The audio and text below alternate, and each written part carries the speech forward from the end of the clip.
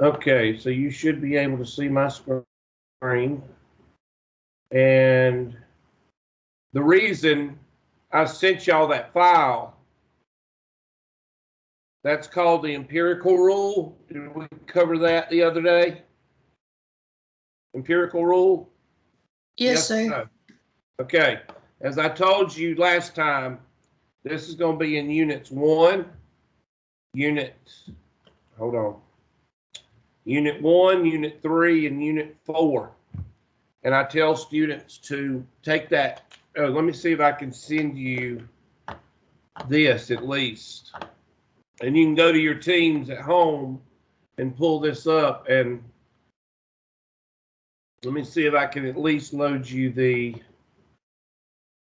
JPG or JPEG or whatever it's called. Hold on just a second. I'm trying to find it.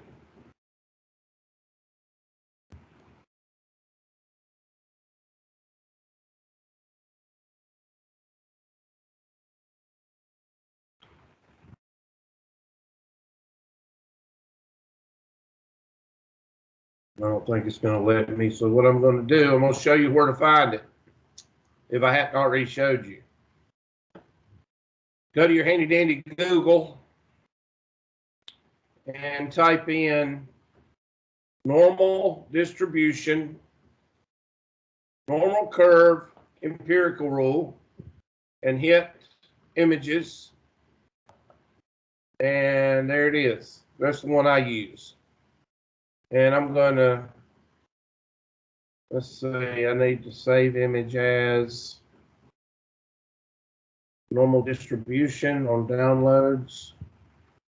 And now I can send it to you. And it'll be on your file sheet on Teams whenever you log on to your normal computer.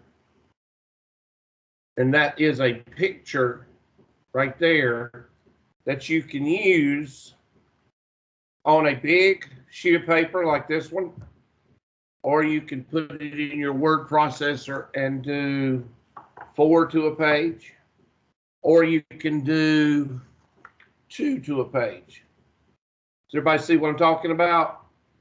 And for those 3 or 4 that's actually going to do this, it will help you out tremendously in units 1, 3, and 4 doing the homework problems, because you don't have to draw this curve and these percentages every single time.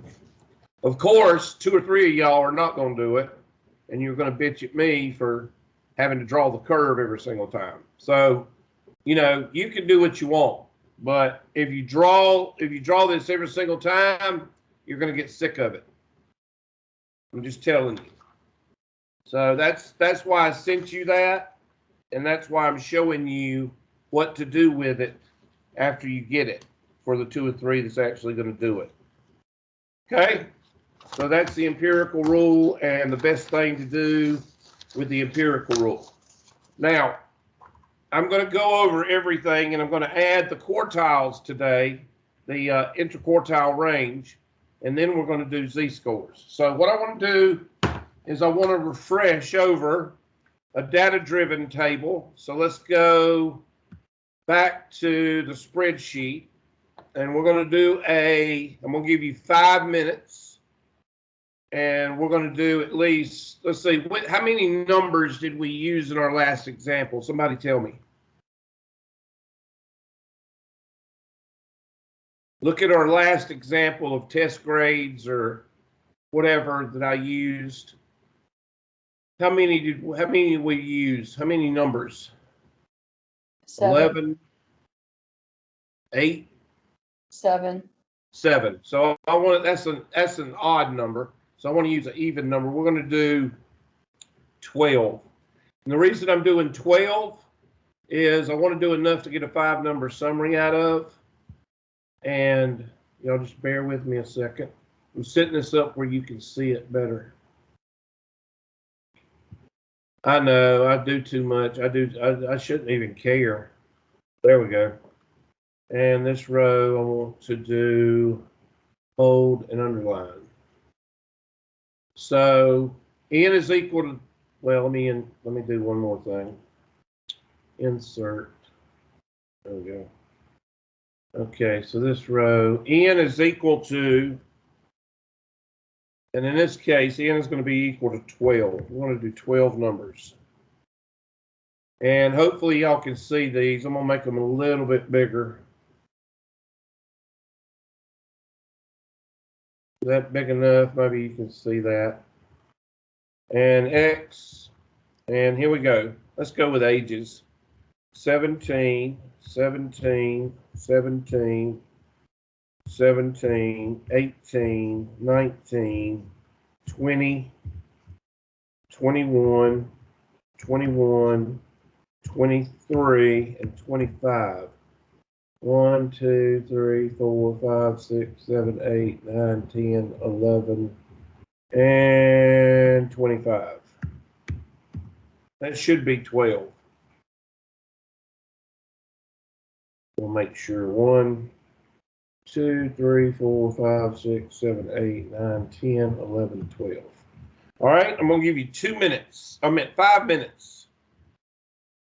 And I'm going to let you, since they're already in order, I'm going to let you do everything you can in 5 minutes by hand.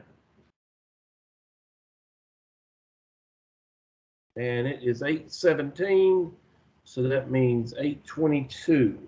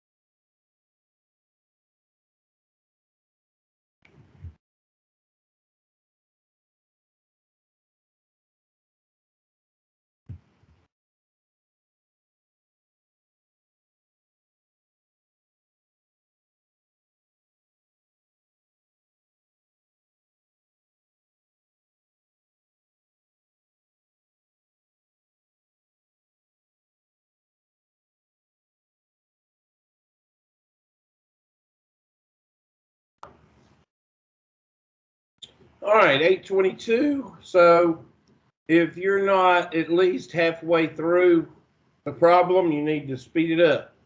Meaning you should have at least the mid-range, or you should be in the variance and the standard deviation. You should be somewhere in there at least. So what do we do first? Well, we got to find our mean first. So that's the summation of all these numbers divided by 12.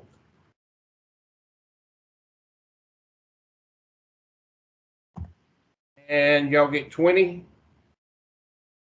Thumbs up. Okay. And next is the median. I already found that for you. And 17 is the mode.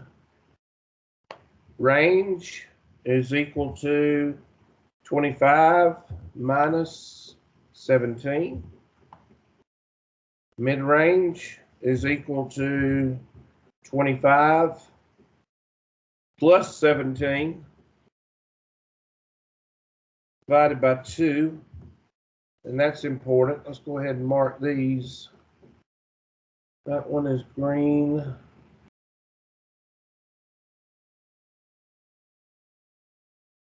And of course, that's that right there. And we'll do the range, the mid-range, the median. We'll color that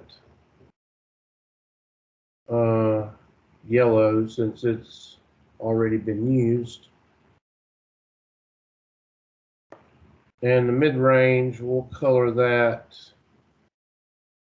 We'll color that blue, because we're going to use that down here. Equals the min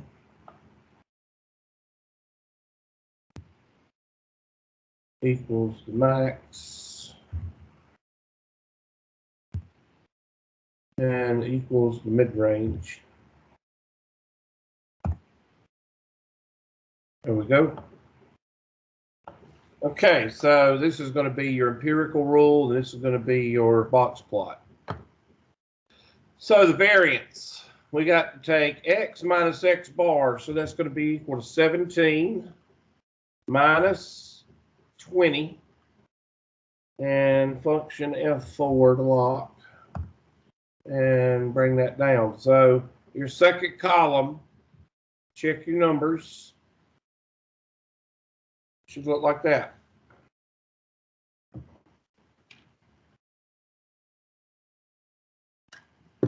Miss Newsom, I know you sent me I think you sent me a question, correct? I did. Look at it.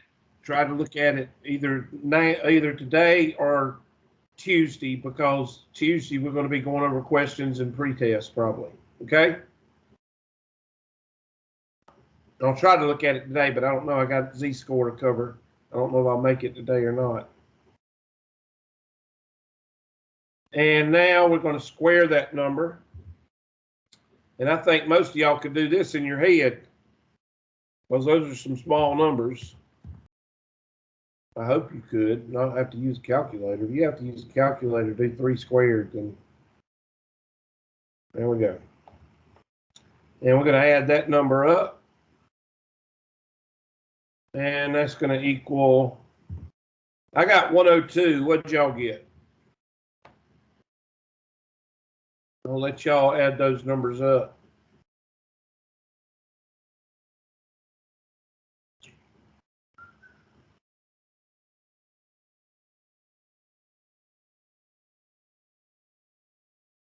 I wish Crescent would set their room up like this. This is nice.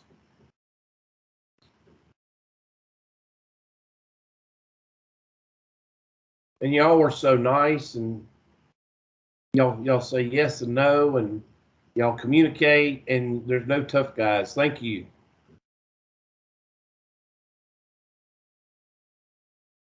Well, let me rephrase that. Y'all might be tough guys, but there's no wannabe tough guys. How about that?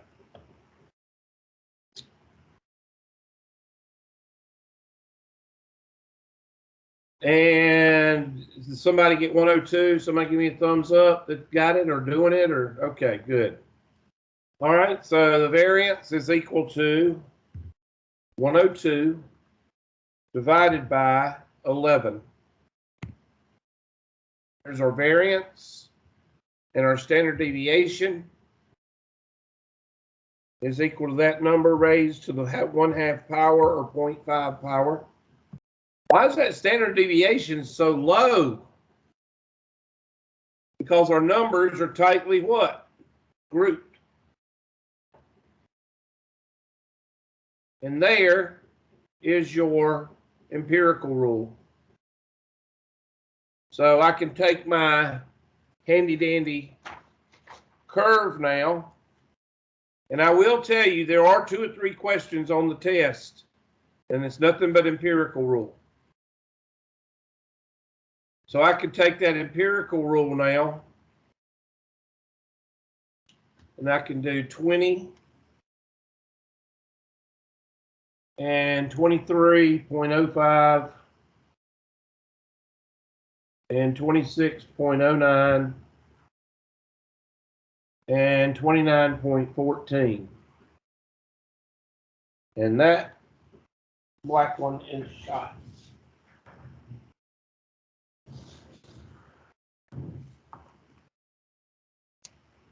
$16.95, $13.91, and $10.86. So 95% fall within 2 what? 2 standard deviations. 1, 2, 1, 2.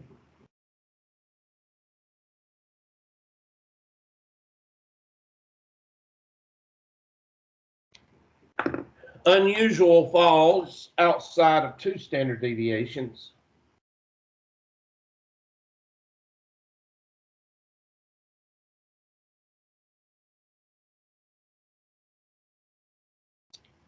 And what falls outside of 3 standard deviations? Starts with O.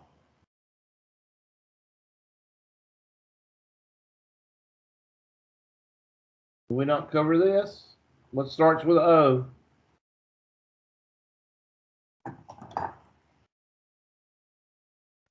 Okay. All right. Well, thank you. Thank you, Miss Newsom. It's called communication. That's a good thing.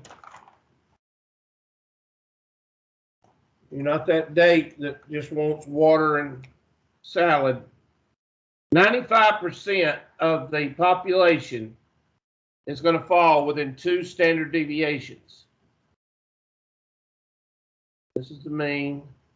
This is 1 standard deviation. This is 2 standard deviations. -1 standard deviation, -2 standard deviations. 95% is always going to fall between 2 standard deviations. That's the empirical rule.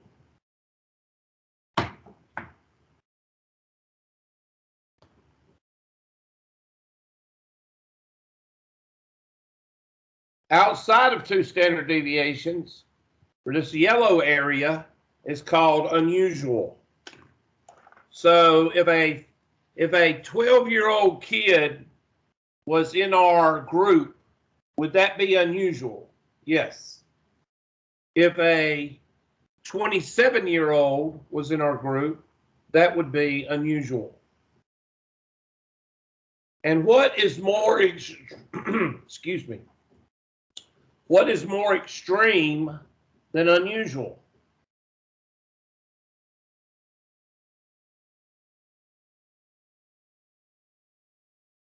And that's your Michael Jordans, your Tiger Woods, your 1800 SATers, your 6-foot 3rd graders. What are they called? Outliers. Outliers. Good job. Trying to find a pink pen. I've lost all my pink pens. This is magenta. It'll have to do. Outlier.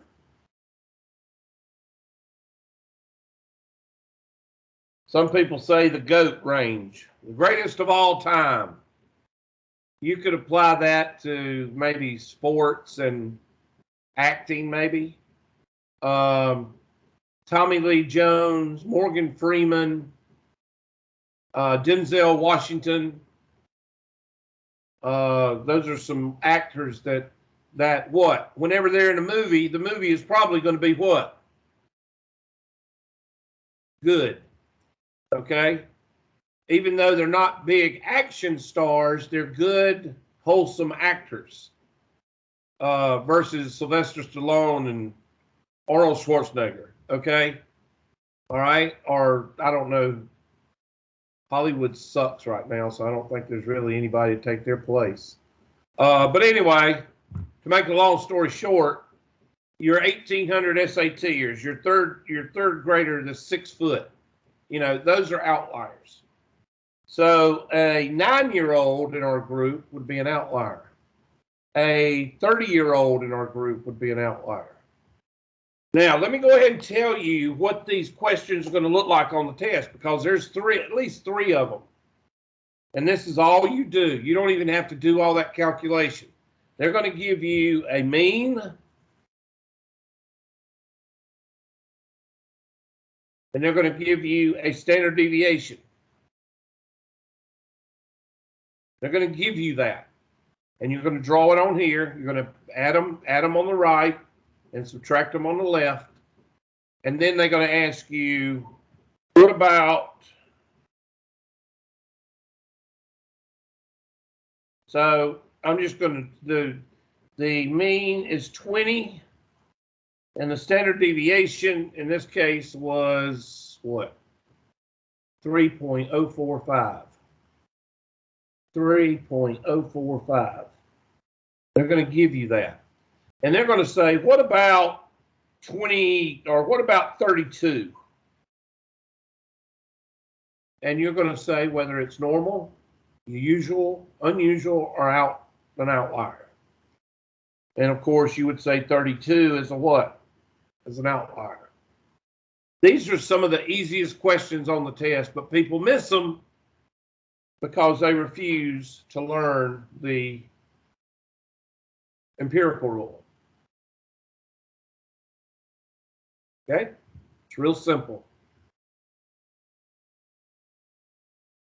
So that's the empirical rule. Make sure you print these out, and it'll make the test a whole lot easier for those 2 or 3 people that's actually going to print them out of 15. Okay, so there's the empirical rule, and that's what we did right here. Now, I did it on the spreadsheet to make things easier. There it is right there. Okay, now what do we need to do? Well, we need to do the 5-number summary and the box plot. So let's do it. So we got the mean. Well, the mean, we hadn't done the mean yet. Here's the mean equals this guy. And the max is this guy. And somebody tell me where that 19.5 is. Where is 19.5 in our data?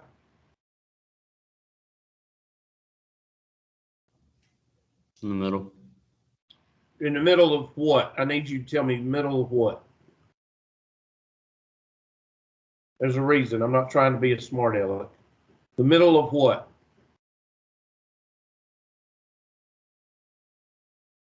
Where's 19.5?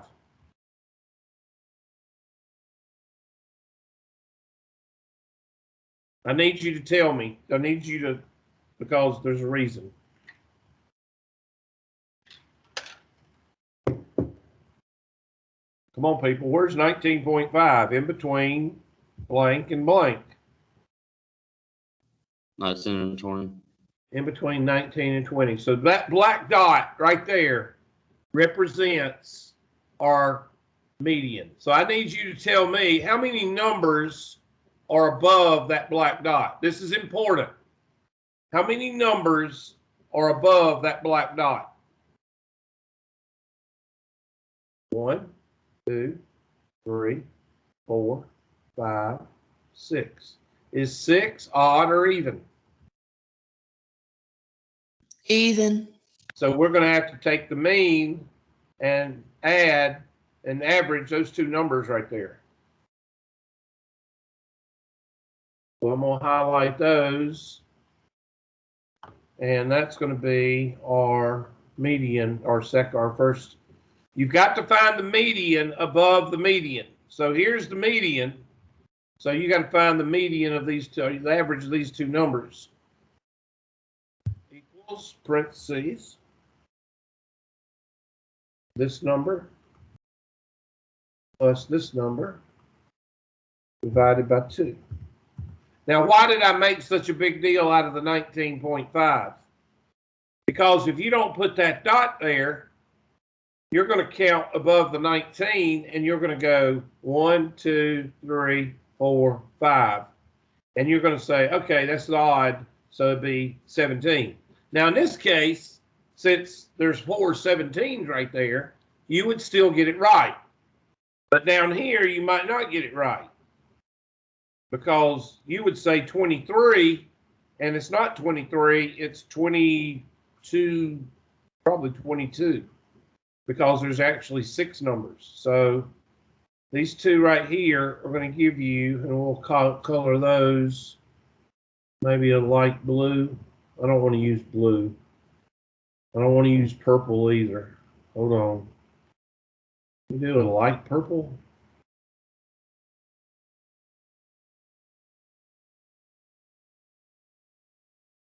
Let's go with that light purple right there. And that's going to be our third quartile. And that's equal parentheses 21 plus 23 divided by 2. And see, if you didn't count that dot, you would say, oh, 21, 21, 23. You'd say 23, and that would be wrong. So the dot is very important. You've got to put that dot there so you can count how many numbers are above the dot so you can determine whether it's odd or what?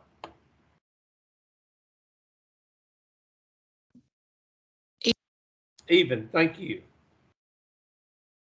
I just need y'all to see that because I don't want you to get it wrong on a test and say, oh, well, I didn't know that. Well, now you do.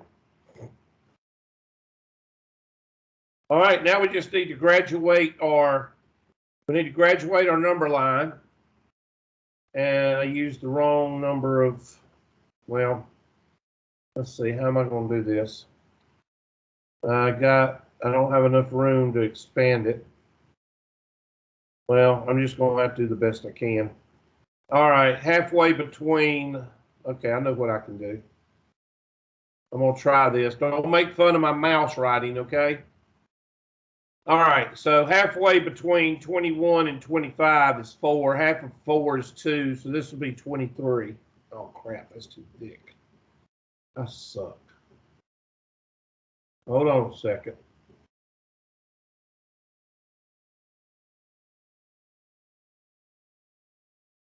$23. My mouse don't work exactly like it needs to with this whiteboard, so y'all bear with me. 17 to 21 is 4. Half of 4, so that would be 19. So that's 19 right here. All right, and then halfway between 17 and 19 is 18. So 18 is right here. Shoot. And this will be 20. See, my mouse, it don't cut off the way it's supposed to.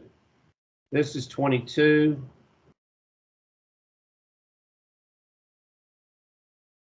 And this is 24.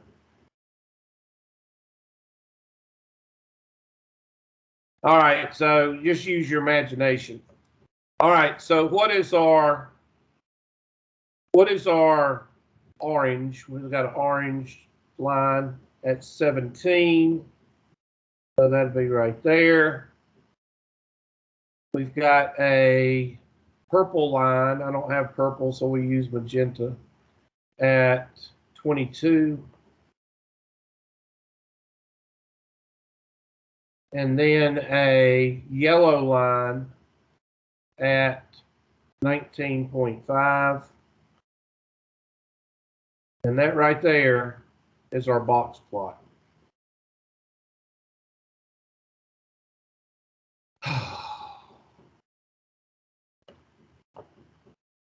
Like I said, the mouse does not cooperate with the whiteboard, so y'all just have to bear with me.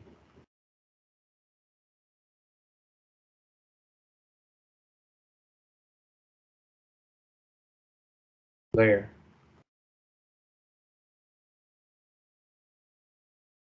All right, everybody good?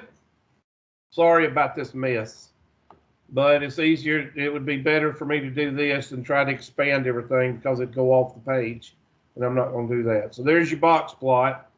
Here's the center.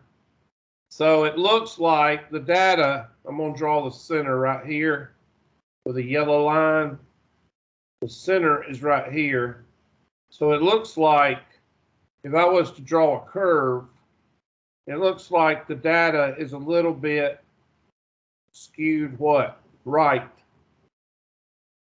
So it's a little bit skewed right. If I could write with a stupid mouse. It's a little bit skewed right because all the data is on the what? Left of center. And you can see that. Why? Because of the 17s. Okay? So the 17s pull down the average, pulls it to the left. Now, what is the interquartile range? Well, I'm going to show you that right now. So everybody can, because I usually don't go into the interquartile range, and I usually have to go into it when I show you the test because I forget about it. So I remember this time. The interquartile range.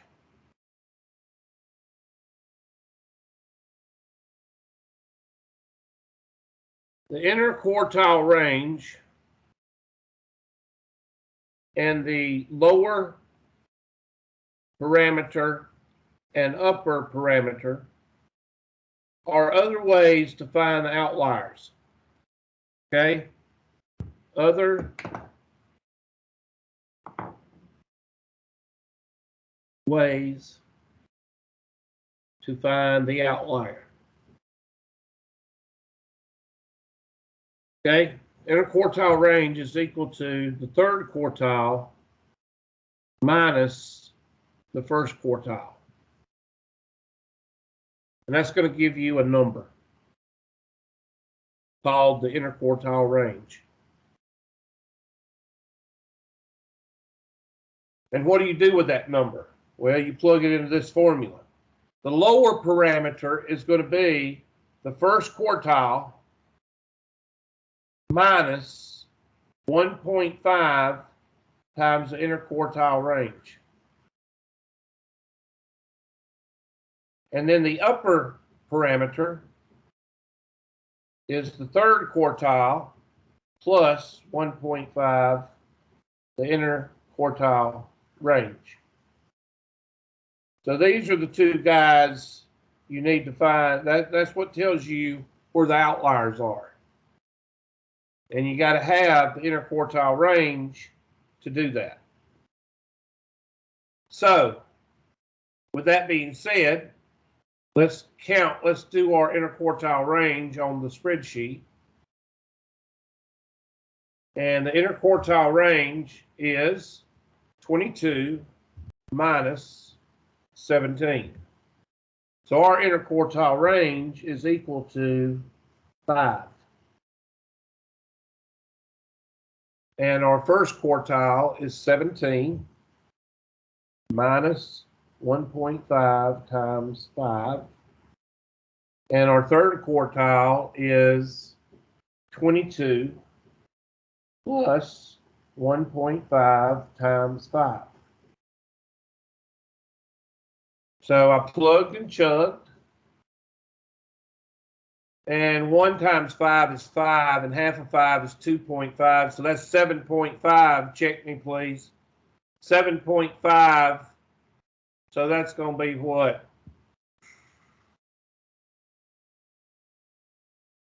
9.5. Somebody check me, please. Somebody take 17 and subtract 1.5 times 5. Tell me what you get. Okay, I got a thumbs up. Good.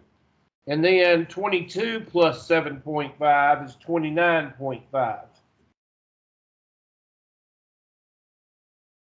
So I'm going to check my work doing it on the spreadsheet.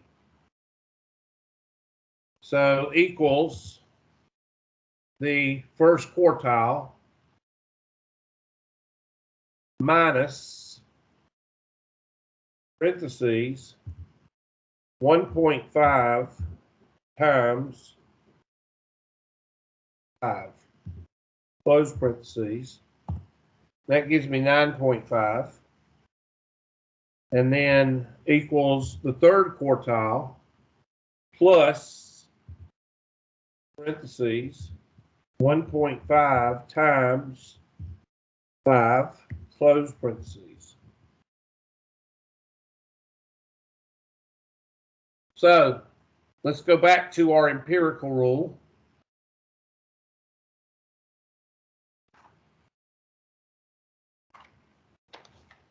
What did the empirical rule say was our outlier marker? 10.86.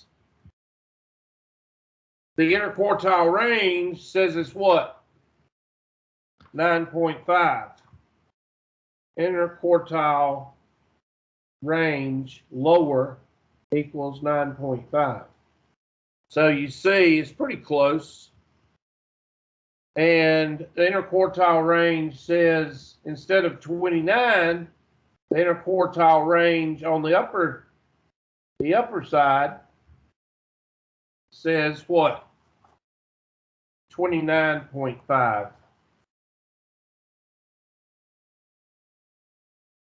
So you see they're pretty close. This one's real close. So the interquartile range is another way to find the outliers. But why do you want to find the outliers? So you can throw them out. Let me give you an example. When I was in physics at Clemson, we had a lab and we had to make a car out of a mouse trap.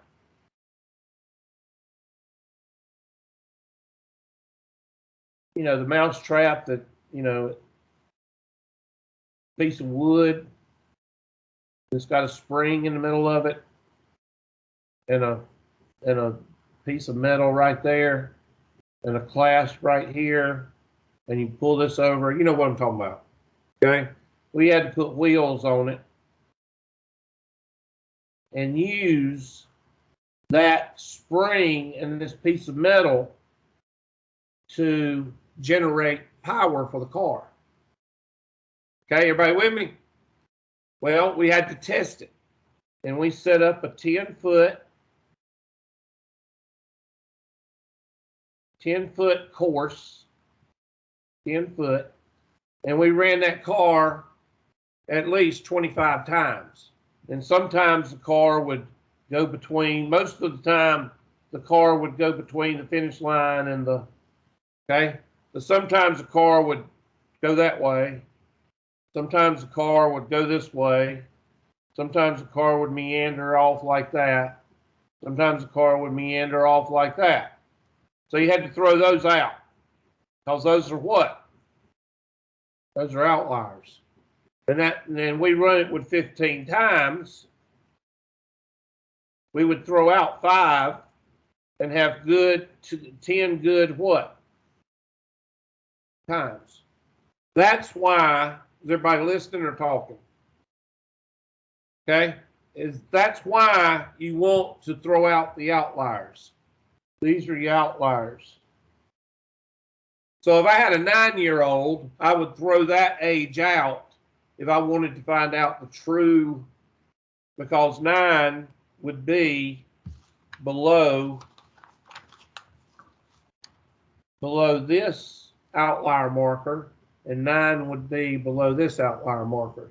So if I had a 9-year-old in the class, I would not record that because it would be an outlier. If I had a 40-year-old in the class or a 30-year-old in the class, then I would take that out because that would be an outlier. Everybody understand? You got to throw out the outliers because they will mess up your. I mean, what did Tiger Woods do to the golf world? What did Tiger Woods do to the golf world? He turned it upside down. What did Michael Jordan do for the Chicago Bulls? Turned it upside down. So your outliers will mess up your data. Whether it's good or bad, they'll mess them up. Everybody with me? Okay, we got 2 or 3 nods. Thank you. What did Tom Brady do for the New England Patriots, and now he's doing for the Buccaneers? Turned them around.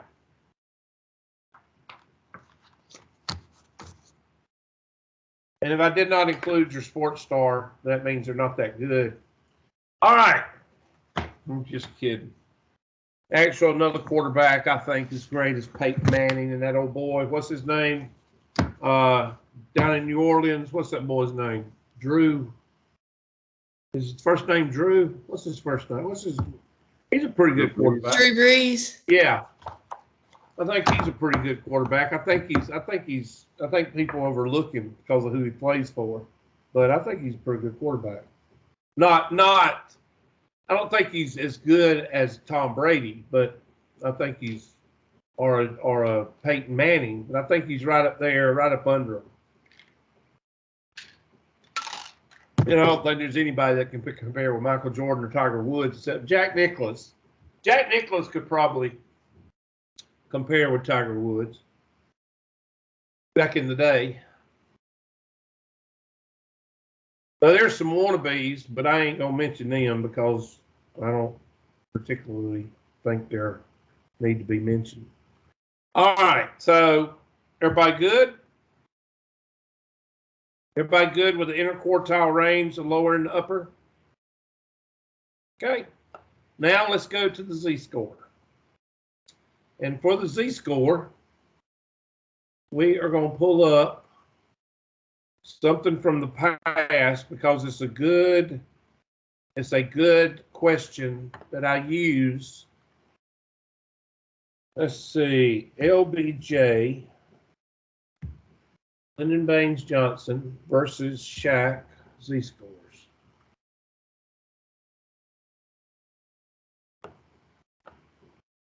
And here is the question, and I'm going to blow it up. If I can get rid of this, I guess I can't.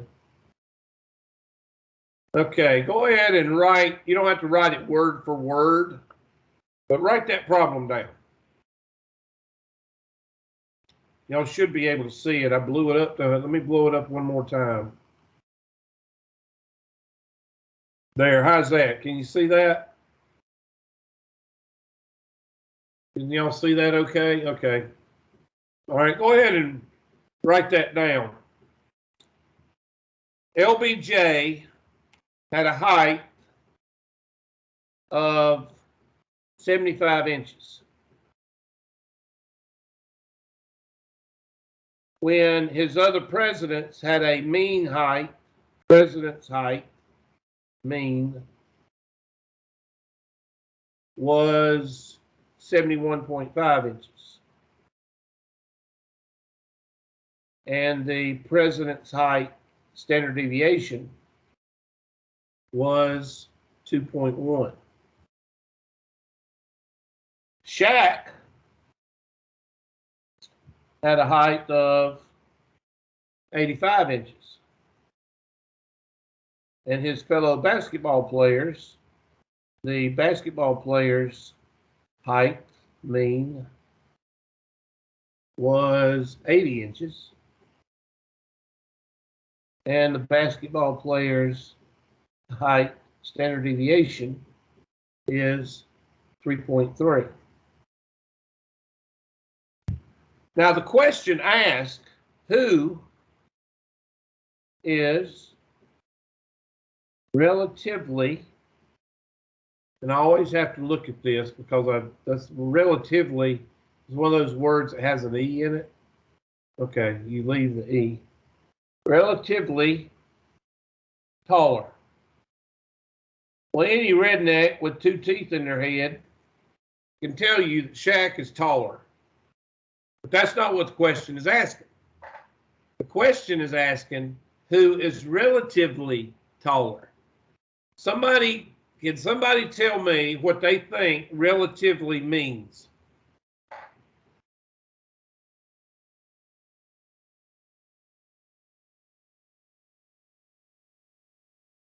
Anybody? Y'all just all don't have a clue. Compared to your own population, write that down. Compared to your own population. Relatively means comparing to your own population. What is the requirements for being president of the United States?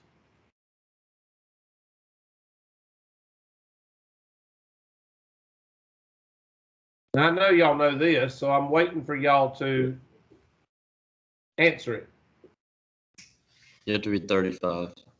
I think it's 35. I think it's 35 or 42. It's one of those two. You have to be a certain age, and you have to be what? An American citizen and mail-in voting. You have to have mail-in voting, especially if you're incompetent. All right. So those two things. Anything about height? How tall was James Madison? 5'5". James Madison was 5 foot 5 inches. How tall are some of y'all? Okay, 5 foot 5. How tall was Franklin Delano Roosevelt? Well, are you going to measure standing up or in a wheelchair?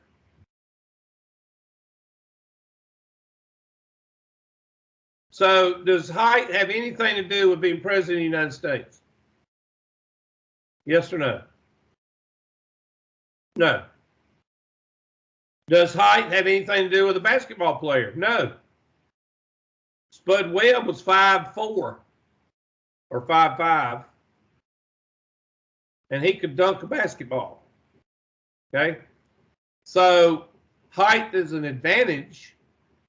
So wouldn't you say that LBJ is a big fish in a little pond?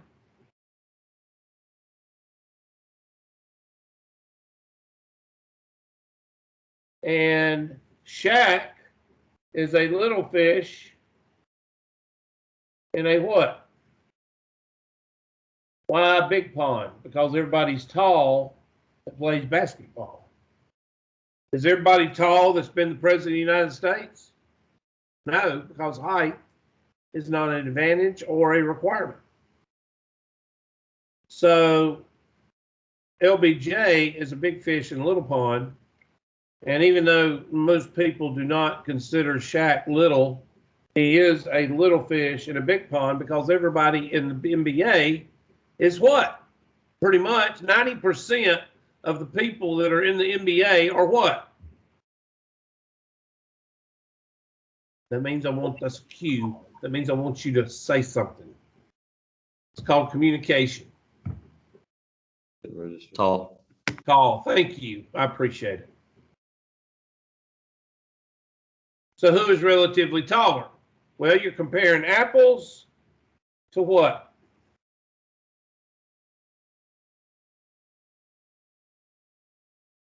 You're comparing apples to oranges. And the only thing that compares apple to oranges is the z-score. So you have to change both of these heights into z-scores. Here's the formula. Z is equal to x minus x bar over standard deviation. Z is equal to x minus x bar over standard deviation. All right, plug and chug, please. I want you to find the z-score for the president and z-score for Shaq.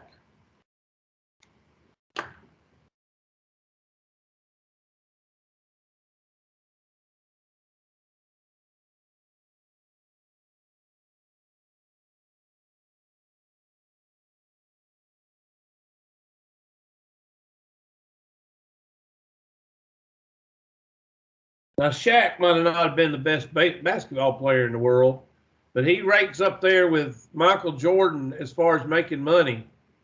Shaq has been out of the NBA for I don't know how many years, and he's still making money. Dang old Gold Bond, the General Insurance, and of course, Papa John's. He's making money left and right.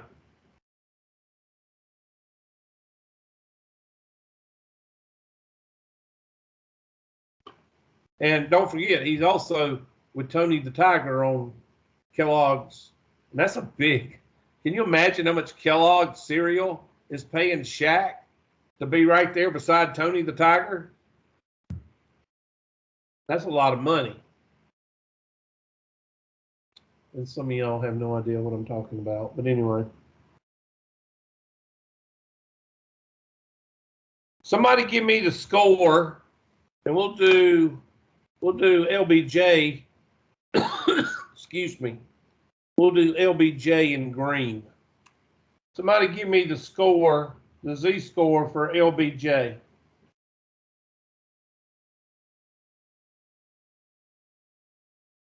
It's going to be 75 minus 71.5 over 2.1. Somebody give me that score, please.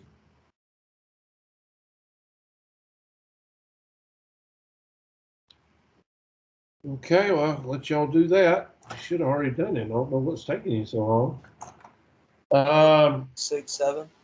1.67, is that what you said? Yes. Thank you, sir.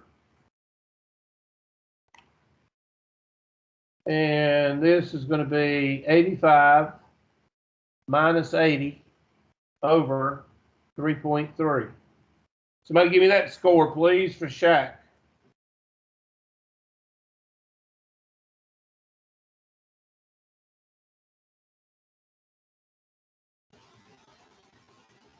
$1.52. At this point, you go, okay, now what do I do? Well, go back to your handy-dandy z-score table, which is also integrated with your, ta-da, empirical rule. I told you the empirical rule is not going anywhere. And I'm going to go up here and I'm going to write something in red for you. With z-scores. When you're doing z-scores on the curve, your mean is equal to 0 and your standard deviation, x bar, is equal to 0 and your standard deviation is 1. So 0 there, 1, 2, 3, -1, -2, -3. Because z-scores are counted 1, 2, 3, -1, 2, and 3. So that's why this is written like this, only when you're doing z-scores. And 95% of the population falls, this is the empirical rule, falls within 2 standard deviations.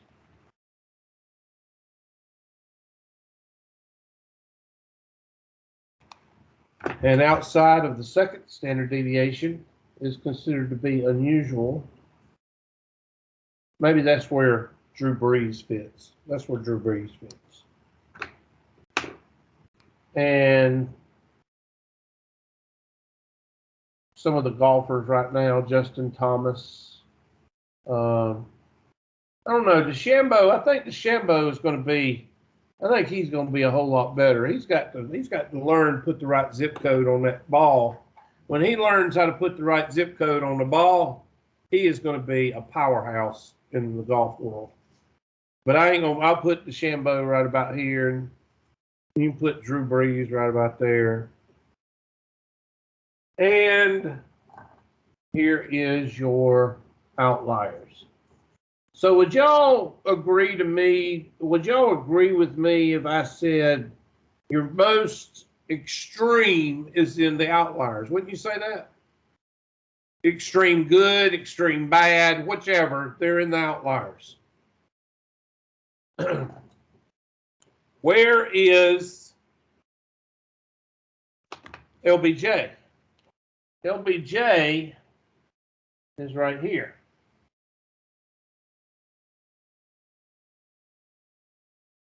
Where is Shaq? Shaq is right here.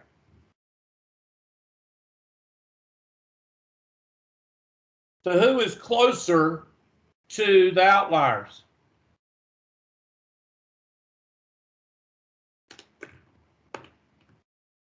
LBJ is relatively taller because his z-score is closest to the outliers.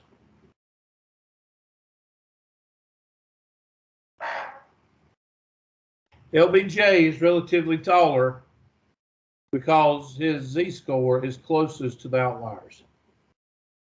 So with z-score, the closer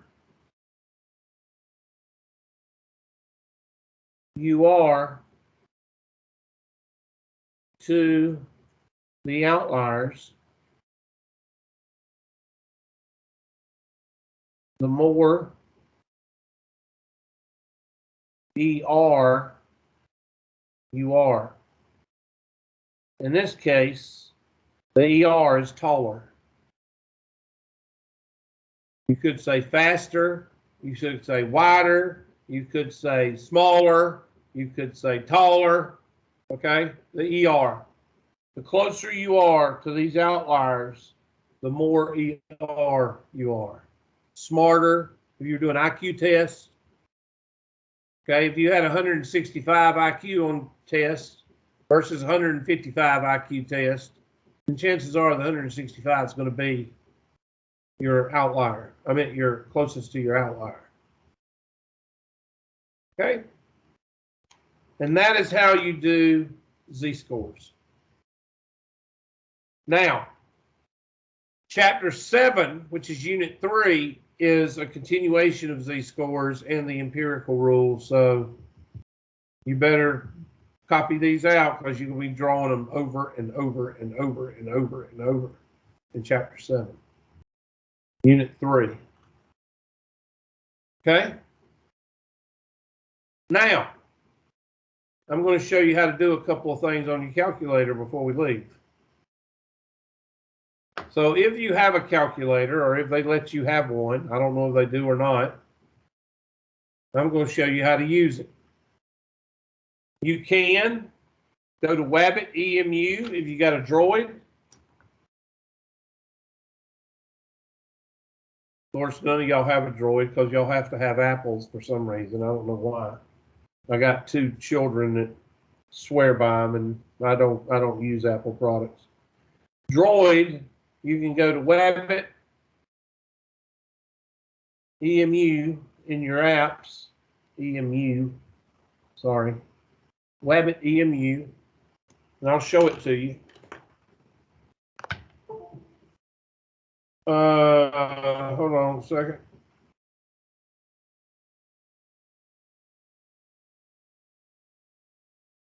That's what it looks like. Wabbit EMU, and you can download a TI-84 to your Droid. Okay, and for those of you that don't know what it looks like, there it is right there. Wabbit EMU. Looks like that right there. Okay.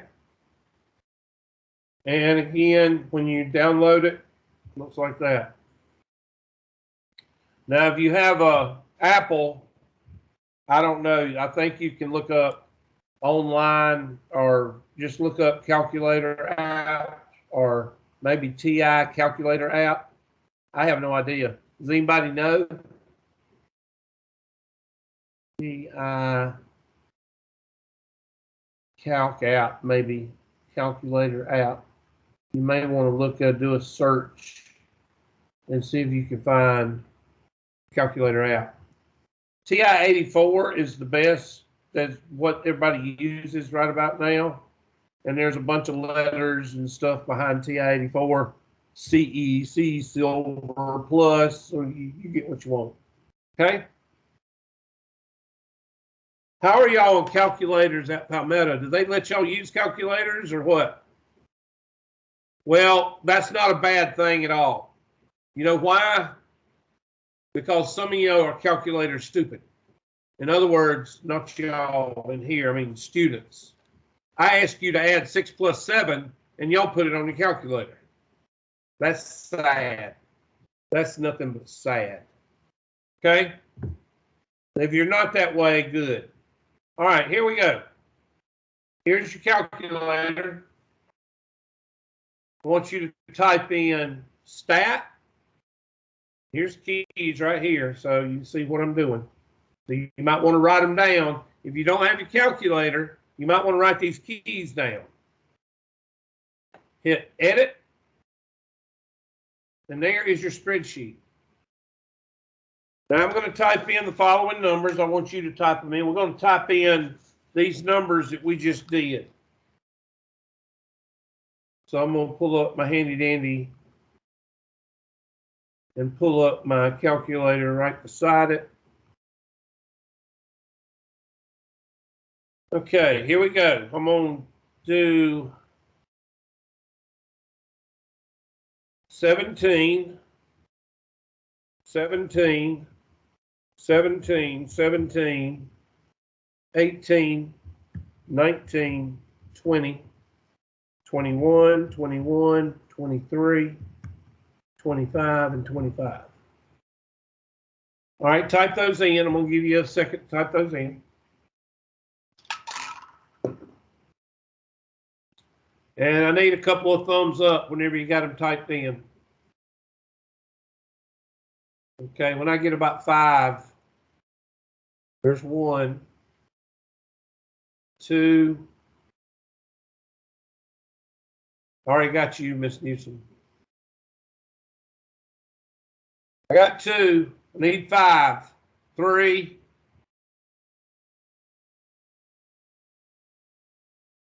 4, 5. Okay. Now you hit stat, calculate. First variable stat. And then go down to calculate. It's already defaulted. As long as you put it in that L1, it's already defaulted. You hit enter, and there is your information. X bar is your mean, and that's equal to 20. SX is equal to standard deviation. In this case, it's 3.045. And then you go down and look what it gives you. The 5 number what? 5 number summary. 5 number summary. And that's going to be 17, 17, 19.5, 22, and 25. And let's go back to our handy dandy Excel spreadsheet. 17, 17, 19.5, 22, and 25. How about that? So somebody tell me what doing it by hand makes you appreciate. Makes you appreciate that calculator. Question on that? Now, are you going to be able to do everything on the test with your calculator? Oh, hell to the no. You're going to have to use hand. You're going to have to use your brain. Okay? Because some of y'all twirl that calculator around on your finger like a basketball. And that's not good. So I put some questions on there that you actually have to do with your noggin, your brain. Who's got questions? Wait a minute. Where are we? What did we just finish? Somebody tell me what we just finished today. I'm not going anywhere until y'all talk to me. What did we just finish?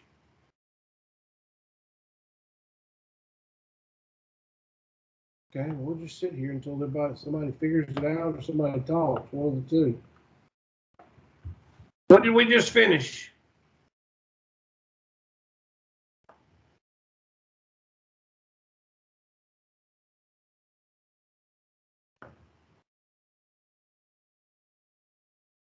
Y'all know y'all eating up y'all's time. You could leave early.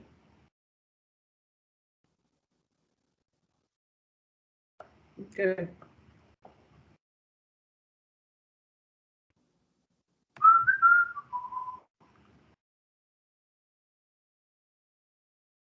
We didn't finish 3.3. You need to look at your outline, people.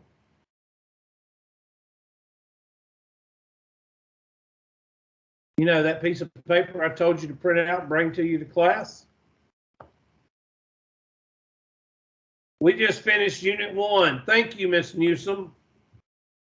Okay, we just finished Unit 1. So what does that mean? That means that Tuesday we're going to go over questions and a test. And then I'm going to assign, which I'm fixing to assign right now, the last section of homework. I believe I haven't already.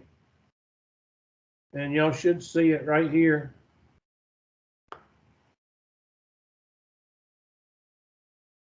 .5 and assign. Now, I'm going to tell y'all what. Everybody right now should be on 3.4 and 3.5 homework.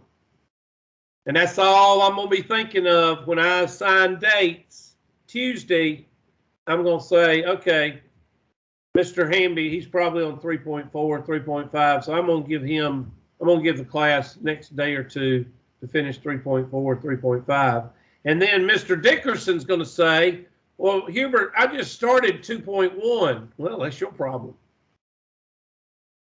Or Miss Ferguson is going to say, I just started 1.1. And I'm going to say, that's your problem. Why? Why am I going to say that? Because I'm a terrible teacher? Or because you're a terrible student for putting off everything till the last minute? I'll let you answer that question. Miss Williams, you have a question about the homework. Speak. So there's a due date on all the homeworks. Not all of them. Yeah. Or not all of them, but like the ones before. Yep. And so they like lock afterward, like after the due date. Yeah. So does that mean like you can't go back and like do them or look at them? You already should. Those should already been done. Okay. That's the reason I put the dates on them. And I did it with my other 120s because people were gaffing it off and they wasn't doing the homework. So I put a date on it and people did the homework. Okay. On 1.4, I sent in a question and you never went over it. So now I have a 90 on that one and I can't. I'll take care of that Tuesday. Okay. I'll take care of anything like that Tuesday with questions. And I know you sent one and Ms. Newsom sent one, and I'm going to go over those Tuesday, and then I'll address the homework dates after that. Okay, thank you. Okay? Who's got another question? Okay, so right now what I'm saying, Ms. Williams, is you focus on what I go over. I will give everybody a chance on what, I'm not going to open it up like for another week, but I will give you a chance to go back and fix that homework, okay? All right. All right, y'all get out of here. Have a good weekend, and I will see y'all Tuesday. Have a good weekend.